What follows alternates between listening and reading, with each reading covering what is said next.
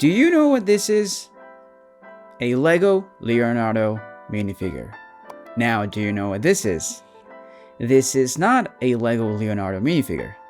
This is a snap and switch Leonardo figure. And while some people might look at these and dismiss it as a cheap knockoff, I recently changed my perspective on them, and I hope I can change yours as well. Because if there's one thing I support, it's companies that can take criticism and innovate. And Snap and Switch is one such company I criticized in the past, but they've continued releasing products that make me want to eat my words.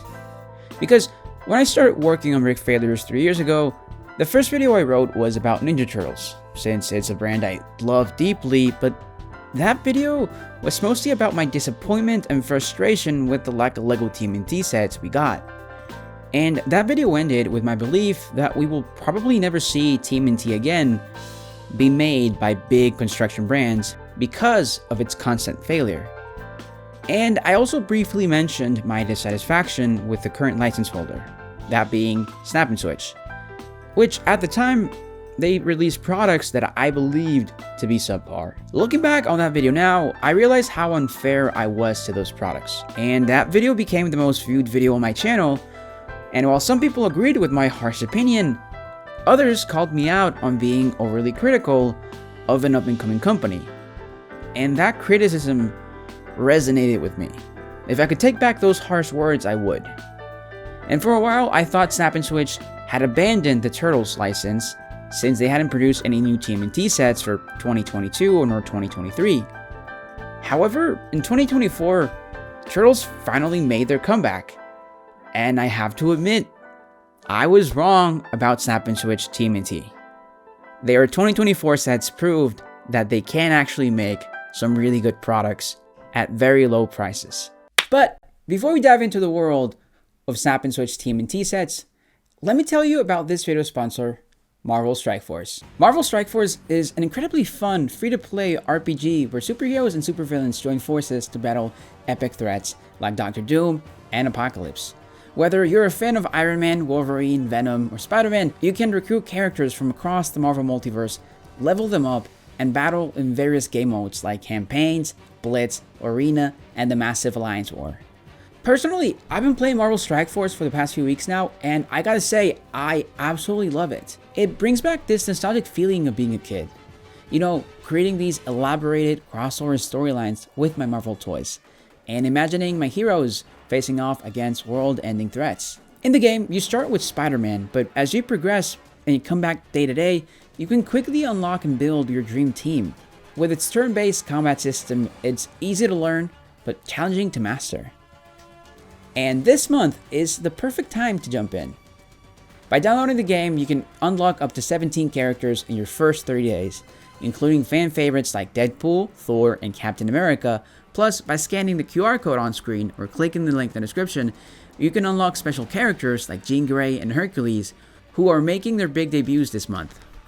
Don't miss out on this limited time opportunity, and thank you again to Marvel Strike Force for sponsoring this video.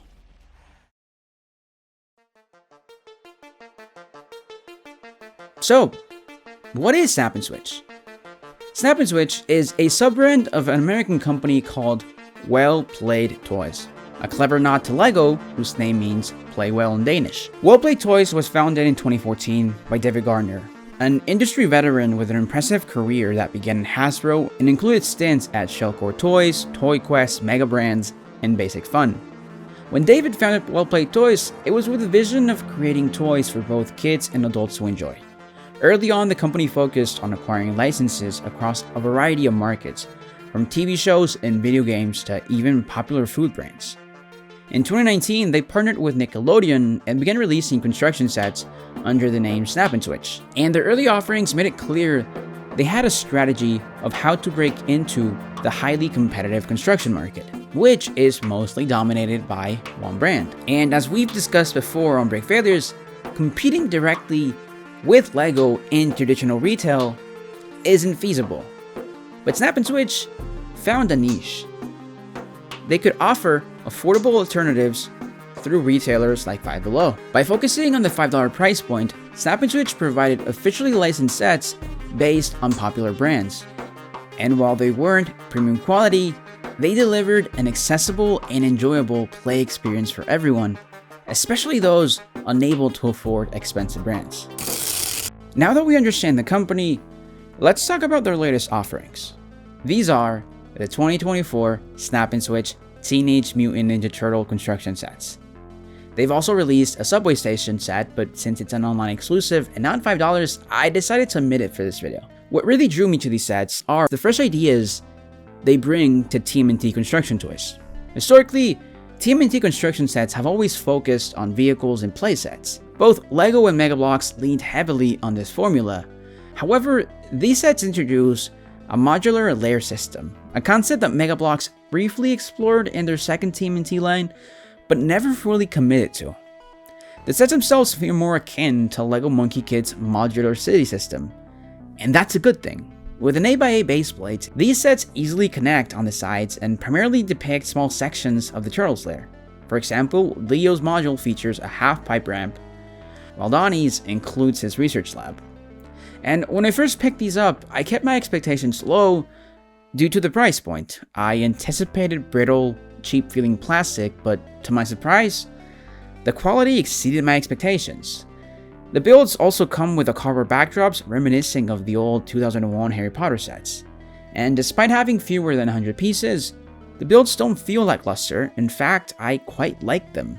There's enough room to fit 2 figures in each space, and the included stickers really complete the look of the sets. While I know the design team was limited by the $5 price point, they still managed to create excellent display pieces that are also incredibly accessible, making it easier for kids to enjoy them. Though I understand Well Play Toys is a small company with limited manufacturing resources, I truly believe this concept has potential and deserves further exploration. Hopefully they'll expand the line this year with 2 more sets, one for Mikey and one for Raph, since they already have the characters in production. It's just a matter of designing the sets. And having built these, I also hope they don't stop at 4 turtles. I'd love to see them add Splinter, April, or even iconic Ninja Turtle villains like Shredder, Krang, or Bebop and Rocksteady. Again, each with their own layer module so that with each purchase, kids can expand the world and tell different stories. Too often, companies introduce great ideas but limit themselves to just 1 or 2 waves, thinking they can't sustain the concept. I believe Snap and Switch can and should do more with this. But then that also brings me to my only real complaint, which is more of a nitpick but still deserves a conversation, and that is the figures. On the surface, the figures are impressive. The printing quality is excellent with detailed arm and leg printing that wraps around the body. The sculpting also shows that the company has talented designers and engineers working behind the scenes. But with all that talent, why not create something original? It's evident they took inspiration from Lego, even down to the weapon molds, and that kind of rubs me the wrong way. If you've watched my channel before, you know I don't dislike alternative building brands. I actually praise them when they innovate and deliver quality products. But I take issue with companies copying the Lego minifigure, not because they can't, but because it's unnecessary. Here's an example. On my first internship at a company, I was assigned a project and developed a concept for it for 2 weeks, only to then present my ideas and have my boss dismiss them. He then pulled up an image from Pinterest and asked me to recreate that instead. It was disheartening to see creativity being replaced with imitation. I then understood it wasn't because he didn't like my ideas, but because copying other companies is easier and cheaper. From my perspective, copying an icon like the minifigure positions your product as a clone or a knockoff. And while the patent for the Lego brick expired long ago, allowing companies to make construction sets, they all fail because they don't differentiate themselves enough from Lego. Snap and Switch, unfortunately, fell into this trap. Their figures aren't bad, I actually really like them, especially for the price, but their shape and size make them feel like Lego bootlegs. I've even had people ask me if these are officially licensed products, which they are. And it sucks because the company can definitely make great figures with quality sculpts and prints, but they chose to follow the same trend every other company follows. That said, I see Snap and Switch as a company genuinely trying to stand out, and I hope they continue to do so. I think the type of product they're making is really good. Finally, if you have a Five Below near you, I recommend checking these sets out. Snap and Switch, to me, have proven themselves to be a creative-driven company capable of making good products at very affordable prices. And hopefully their efforts will resonate with others as they have with me. But hey, that's just my brick opinion. Thanks for watching and take care.